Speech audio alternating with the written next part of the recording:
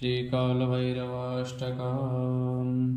देवराज्यसेव्यमानपावनाङ्घ्रिपङ्कजं व्यालयज्ञसूत्रमिन्दुशेखरं कृपाकरं नारदादियोगवृन्दवन्दितं दिगम्बरं काशिकापुराधिनाथकालभैरवं भजे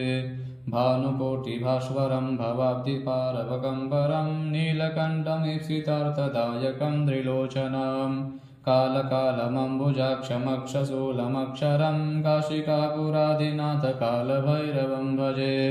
शूलटङ्कपाशदण्डपाणिमादिकारणं श्यामकायमादिदेवमक्षरं निरामयं भीमविक्रमं प्रभुं विचित्रताण्डवप्रियं काशिकापुराधिनाथकालभैरवं भजे भुक्तिमुक्तिदायकं प्रशस्तचारुविग्रहं भक्तवत्सलं स्थितं समस्तलोकविग्रहं विनिक्वनन्मनोज्जहेमकिङ्किणीलशत्कटिं काशिकापुराधिनाथकालभैरवं भजे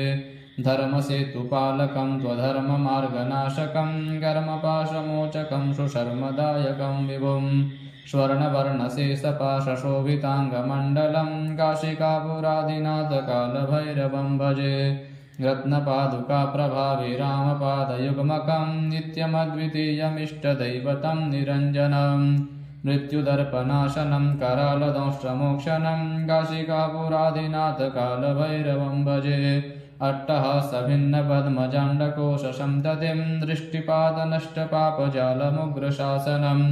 अष्टसिद्धिदायकं कपालमालिकं धरं काशिकापुराधिनाथकालभैरवं भजे भूतशङ्कनायकं विशालकीर्तिदायकं काशीवासलोकपुण्यपापशोधकं विभुं नीतिमार्गकोविदं पुरातनं जगत्पतिं काशिकापुराधिनाथकालभैरवं भजे कालभैरवाष्टकं पठन्ति ये मनोहरं ज्ञानमुक्तिसाधनं विचित्रपुण्यवर्धनं शोकमोहदैन्यलोभकोपतापनाशनं ते प्रयान्ति कालभैरवाङ्घ्रिसन्निधिं ध्रुवम् श्रीमच्छङ्कराचार्यविरचितं कालभैरवाष्टकं विश्रामः।